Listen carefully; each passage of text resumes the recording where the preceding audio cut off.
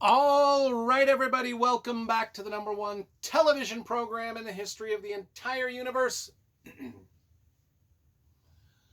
I am Brian Lee Durfee, author of The Forgetting Moon, The Blackest Heart, and The Lonesome Crown, all three books published by Simon & Schuster's Saga Press. Today I'm going to be reviewing Dune, House Corrino by Brian Herbert and Kevin J. Anderson. This book came out in it didn't come out in 19 anything. Came out in 2001.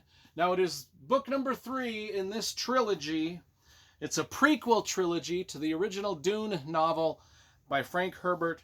And book number 1 was House Atreides, which I read and left a detailed review of this book on my channel a few years ago.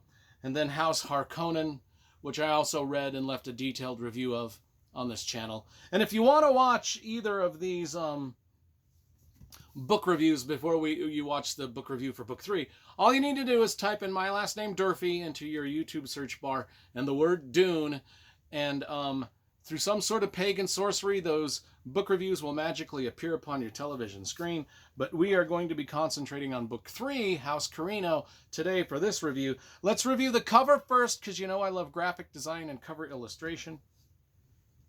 And did I tell you it came out in 2001? I was beginning to tell you that it came out in 19 something, but I got sidetracked. But 2001, that's when it came out. Cover by Stephen Ewell. Stephen Ewell did the covers for all of these.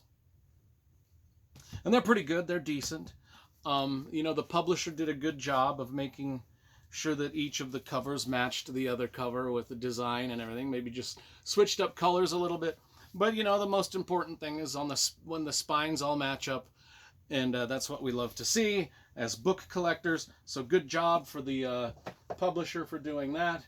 And also, I also wanted to mention, Kevin J. Anderson is a good friend of mine, and he has signed all of the Dune books that he's written that I've ever bought. And so I love showing off my signed books. I've never met Brian Herbert, though. I don't know who. There's also in here. There's page after page of maps in here of the planet Arrakis, or Dune, as it was also known. Page after page of maps, just map after map after map. I bet there's 30,000 maps in here. But anyway, let's talk about it. I mentioned this is a prequel trilogy to the original Dune novel. This particular book is set, it seems, about 34 years before Dune. It opens up with a very bloody scene with Stilgar. Now, we're going to be talking about all the characters from Dune, but just as they were younger people. That's what prequels are. So this is where we get, and I like these books. One of the things when you go into a book, so Dune is such an iconic science fiction novel, such a classic, such a revered classic. Everybody's top 10 list of science fiction novels will include Dune. And, Frank Herbert had a very distinctive writing style. And a lot of people don't want to read these other books that are set in the Dune universe by his son Brian Herbert and Kevin J. Anderson, because I feel like they're doing a dishonor or disservice to Frank Herbert. I don't feel that way. I actually really like all these spin-off novels that Brian Herbert and Kevin J. Anderson have done. They're very well written. They're space opera. They're adventure. They're easier to read than Frank Herbert, although I do love Frank Herbert's prose and writing style quite a bit more than what's going on in these books. But they're different writers, and just like Robert Jordan and Brandon Sanderson were different style of writers, but Brandon Sanderson finished out that whole Wheel of Time thing. These guys, in the similar way, are finishing out the Dune stories and adding to the Dune lore, and these books are very well written. They're easy to read and very action-packed. The flow and pacing is fantastic in these books. I like them a lot. Anyway, so we start off with Stilgar and this bloody scene where Stilgar is he's a native to the planet Dune. The Harkonnens are not. They're just there to mine the spice. Well, Stilgar has a bunch of slaves, Harkonnen slaves. Very bloody scene where he takes them into the Hadith Siege. I believe that's how you pronounce that. I'm not going to be pronouncing anything correctly in this video at all. Just bear with me.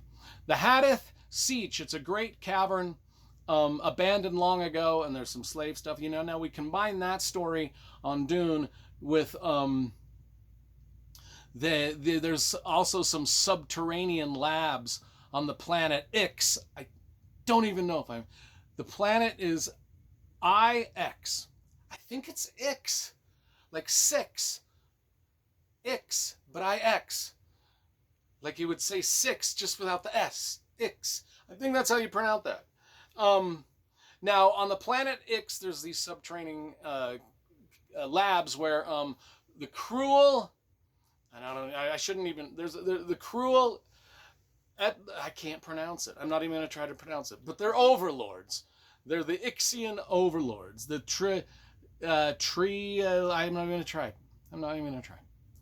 They're the overlords. They're manufacturing synthetic forms of melange,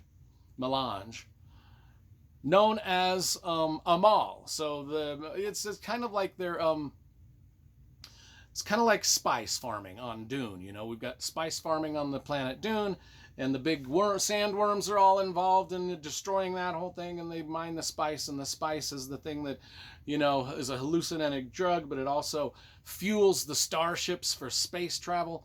Well, there's this group in these labs underground on the planet Ix. They're manufacturing a different form of spice called amal. And now, will this amal replace the spice from Dune? And if it does, that will be the end of the Emperor Shaddam IV's rule. That will take away his absolute power. However, we've got the House Corrino. Now, if the Imperial House Corrino succeeds in kind of doing what they're going to do to make things either bad or good for people, this could result in the end of space travel altogether. So there's a lot of different political parts going on, along with a lot of just action and adventure. Now, the spice, like I said, fuels the starships. And this, if this false spice called amal, it could end space travel in different ways that I won't explain. I'll let you kind of read through the book to figure that out. I don't want to give away plot spoilers, but only Duke Leto Atreides. And Leto Atreides is, of course, the father of Paul Atreides, the main character in Dune.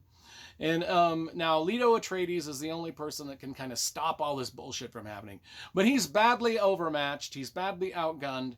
And he wants to free those from the planet Ix from their oppressive... from their oppression.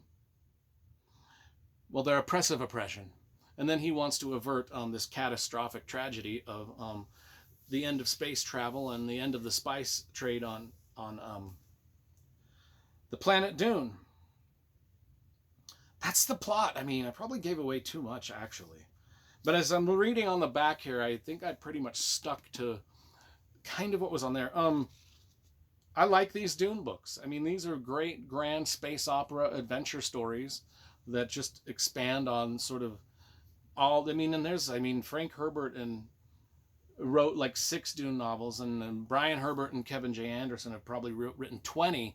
So this is like about 20 to 30 novels in the Dune universe at this point. And I enjoy the ones written by Frank Herbert the most, but I do also enjoy these. I'm going to give this a solid 8.5 out of 10.